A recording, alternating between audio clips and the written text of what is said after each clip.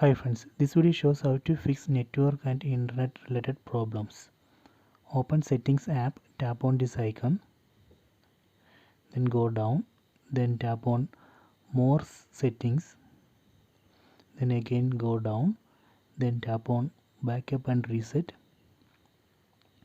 then tap on Reset Network Settings.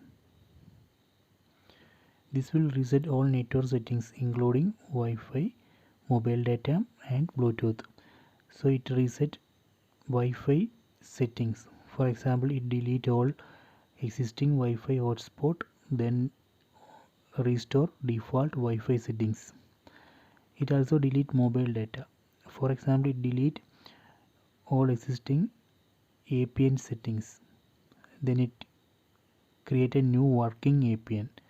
So that way we can fix most of the network and internet related problems. So let me tap on reset settings, then enter screen lock password, then again tap on reset settings. Network settings has been reset. Done.